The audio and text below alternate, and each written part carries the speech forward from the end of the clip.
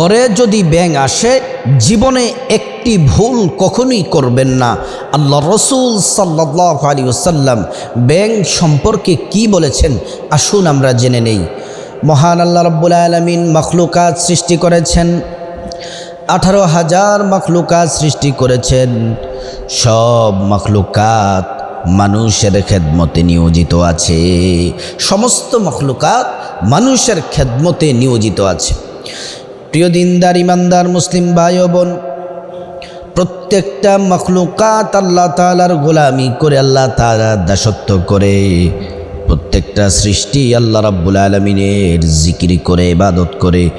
আল্লাহ রাব্বুল আলামিন কোরআনুল কারীমে বলছেন, আলাম তারা আন্নাল্লাহা ইয়াসজুদু লাহু মান ফিস সামাওয়াতি ওয়া মান ফিল আরদি ওয়াশ শামসু ওয়াল কমার ওয়ান নুজুমু ওয়াল জিবালু ওয়াশ শাজারু ওয়াদ দাওয়াবু ওয়া কাসীরুম মিনান নাস। হাবিব মুহাম্মদ সাল্লাল্লাহু আলাইহি ওয়াসাল্লামকে রব্বুল আলামিন জানিয়ে দিলেন, আলাম তারা আন্নাল্লাহা ইয়াসজুদু লাহু মান ফিস সামাওয়াতি ওয়া মান ফিল আরদ।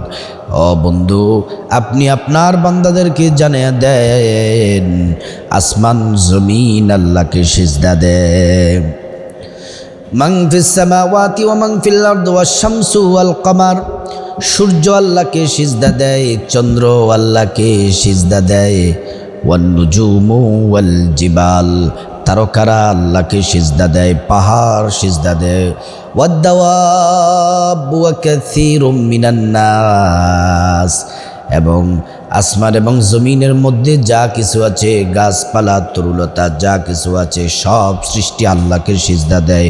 ওয়া কাসীরুম মিনান নাস, আর মানুষদের মধ্য থেকে কিছু মানুষ আছে, অধিকাংশ মানুষ আছে রব্বুল আলামিনকে সিজদা দেয়। আল্লাহু আকবার। প্রতিটি সৃষ্টি রব্বুল আলামিনের ইবাদত বন্দেগী করে। আল্লাহু আকবার। প্রিয় দিনদার ইমানদার মুসলিম ভাই ও বোন, ব্যাঙ আল্লাহ রাব্বুল আলামিন সৃষ্টির মধ্য থেকে একটি সৃষ্টি হলো ব্যাঙ। এই ব্যাঙ মারাকে আল্লাহ তাআলা হারাম করে দিয়েছেন, ব্যাঙ মারা নিষেধ করে দিয়েছেন, হারাম করে দিয়েছেন।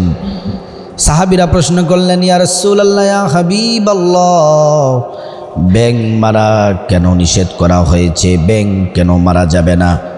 রাসূলুল্লাহ সাল্লাল্লাহু আলাইহি ওয়াসাল্লাম বললেন, ব্যাঙ না মারার একটি রহস্য আছে।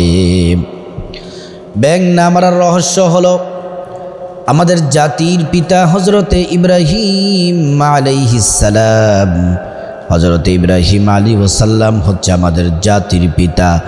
ইব্রাহিম আলাইহিস সালাম যখন তাওহীদের দাওয়াত যখন দিচ্ছেন, আল্লাহর ওয়াহদানিয়তের দাওয়াত যখন দিচ্ছেন, শিরিকের বিরুদ্ধে যখন তিনি কথা বলছেন, মুশরিকদের বিরুদ্ধে যখন তিনি অবস্থান করছেন, মূর্তি পূজারকদের বিরুদ্ধে যখন তিনি অবস্থান করছেন, নমরুদ তার দল বাহিনী মিলে বিশাল বড় গর্ত করা হলো, লাকড়ি জমা করা হলো এবং সেখানে লাকড়িতে আগুন ধরিয়ে দেওয়া হলো।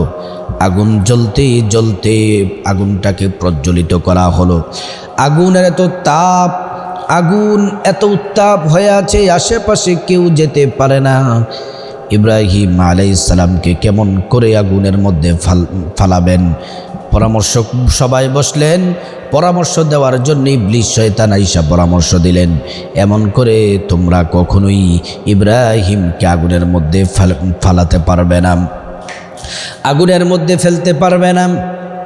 তোমরা একটি কাজ করো, একটি চরক গাছের ব্যবস্থা করো, চরকির ব্যবস্থা করো, চরকির মাধ্যমে দূর থেকে ইব্রাহিমকে নিক্ষেপ করে আগুনের মধ্যে ফেলতে হবে। এবার চরকির ব্যবস্থা করা হলো। চরকির রশি ধরে সবাই টানে, কিন্তু চরকির রশি নড়াচড়া করতে পারে না। ইবলিস শয়তান আবার আসছে, আইসা নমরুদকে বলে, নমরুদ, তোমরা কখনোই চরকি দিয়া ইব্রাহিমকে আগুনের মধ্যে ফেলতে পারবে না। কারণ হলো তোমরা রশি টানছ, রশির আরেক মাথায় আল্লাহর ফেরেশতারা ধরে আছে, আল্লাহর ফেরেশতারা যতক্ষণ পর্যন্ত থাকবে ততক্ষণ পর্যন্ত তোমরা আগুনের মধ্যে ফেলতে পারবে না। আমার মুমিন মুসলিম ভাই বোন ভালো করে শুনুন।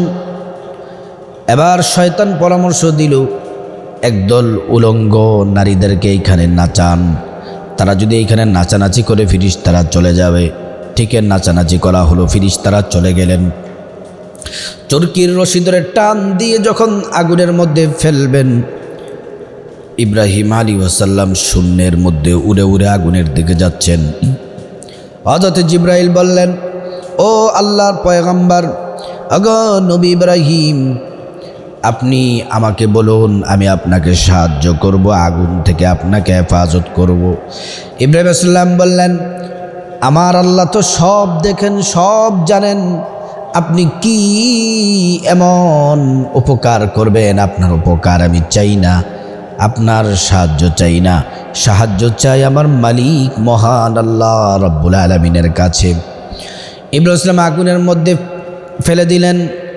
আল্লাহ তাআলা আগুনকে ডেকে ডেকে বললেন, কুলনা ইয়া নারু কুনি বারদাও ওয়া সালামান আলা ইব্রাহিম।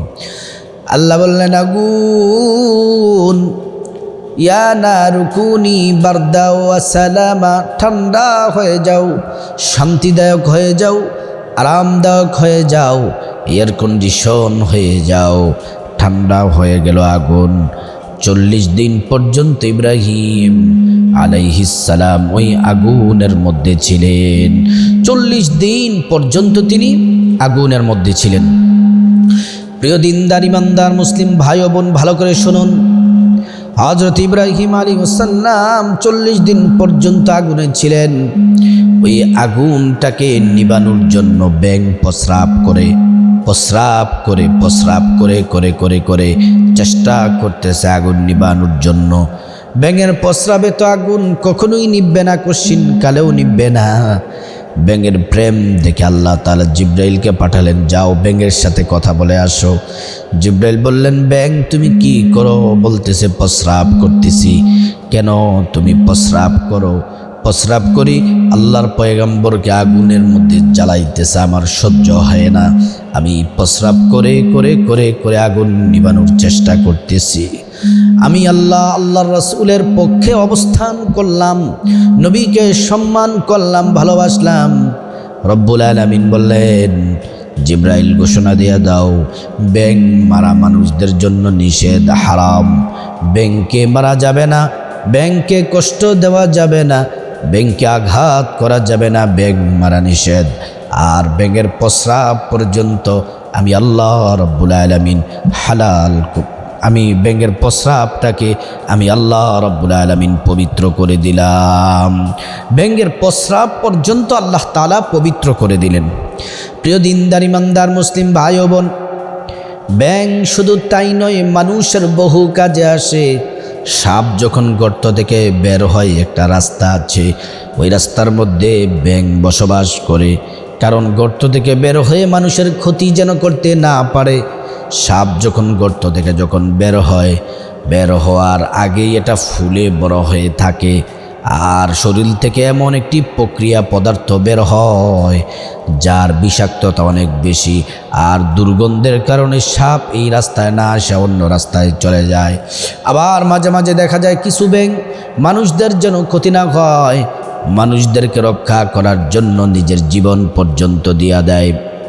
শুধুমাত্র তাই নয় আমার ভাইয়েরা, ফসলের মধ্যে দেখবেন ধান, মানুষ শাক সবজি যেই জায়গার মধ্যে করে ব্যাঙ থাকে বেশি, বিশেষ করে ধান যেখানে চাষ হয় সেই জায়গাগুলোর মধ্যে ব্যাঙ বেশি থাকে। ব্যাঙ থেকে লাভ কি? ব্যাঙগুলা পোকামাকড়গুলা খেয়ে ফেলে, খেয়ে ধান গাছগুলাকে রক্ষা করে, কারণ মানুষ এখান থেকে ধান নিবে, মানুষের খাবার আল্লাহ ব্যাঙের মাধ্যমে এই পোকামাকড়গুলা খেয়ে পোকামাকড়গুলা যেন নিধন করে জন্য আল্লাহ তাআলা ব্যাঙকে নিয়োজিত করে রেখেছেন। আল্লাহু আকবার। এমনকি জমির উর্বরতাও নষ্ট হয় না ব্যাঙ যেই জায়গায় থাকে।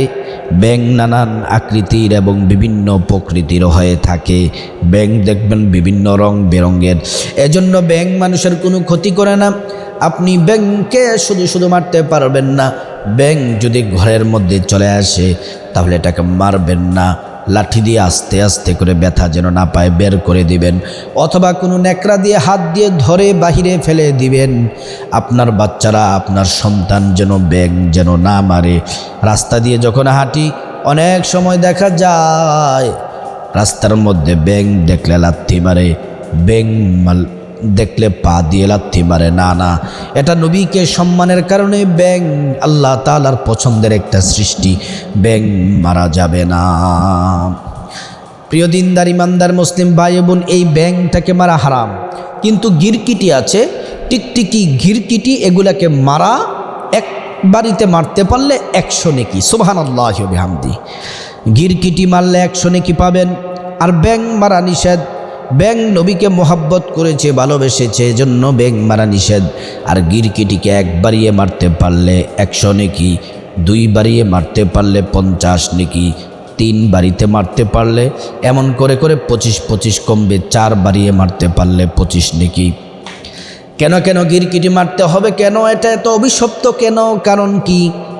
হযরতে ইব্রাহিম আলাইহিস সালামকে যখন আগুনে প্রজ্বলিত করা হলো, নমরুদ তার বাহিনী, আর এই আগুন যেন বেশি করে যেন প্রজ্বলিত হয়, বেশি যেন আগুন জ্বলে, আগুনটা বেশি ধরার জন্য নবী ইব্রাহিম আগুনে যেন ভালো করে পড়ে যায়, এজন্য গিরকিটি ফু দিয়ে দিয়ে আগুন বাড়তে সাহায্য করেছে।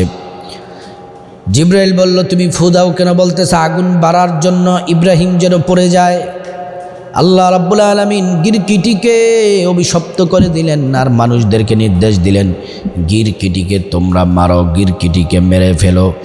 এজন্য আমার ভাইয়েরা, আল্লাহর সৃষ্টি সব কিছু আমাদের নিয়োজিত আছে, কিছু কিছু আছে মানুষের কল্যাণে। যেমন ব্যাঙ মারা যাবে না, ব্যাঙকে মারবেন না, এটা আপনার বিভিন্ন উপকারে আসে। প্রিয় দিনদার ইমানদার মুসলিম ভাই ও বোন, আল্লাহর সব সৃষ্টি মানুষের কল্যাণে। আল্লাহর হাবিব সাল্লাল্লাহু আলাইহি ওয়াসাল্লাম বললেন, প্রতিটা সৃষ্টি আল্লাহ তাআলার অনন্য সৃষ্টি। আল্লাহ তাআলা কোনো না কোনো কাজের জন্য রব্বুল আলামিন নিয়োজিত করে রেখেছেন। এজন্য আমার ভাইয়েরা, আল্লাহর রাসূল নির্দেশনা দিলেন, সাপ যেখানেই দেখবে তোমরা মেরে ফেলবে। সাপকে আপনি বাঁচিয়ে রাখতে পারবেন না। সাপকে মারার জন্য আল্লাহর রাসূল সাল্লাল্লাহু আলাইহি ওয়াসাল্লাম নির্দেশ দিয়েছেন, সাপকে যেখানেই দেখবেন সাপকে মেরে ফেলবেন। এজন্য প্রিয় দিনদার ইমানদার মুসলিম ভাই বোন, আপনাদের ঘরে যদি ব্যাঙ আসে তাহলে মারবেন না, এটাকে মেরে ফেলবেন না, কাপড় দিয়ে অথবা লাঠি দিয়ে আস্তে আস্তে ঘর থেকে বের করে দিবেন। এবং আল্লাহ রাব্বুল আলামিন আমাদের সবাইকে, আমরা যেন প্রত্যেকটা কাজ বুঝে শরিয়া সম্মত আমরা যেন চলতে পারি, কাজ করতে পারি, আল্লাহ তাআলা তৌফিক দান করুন।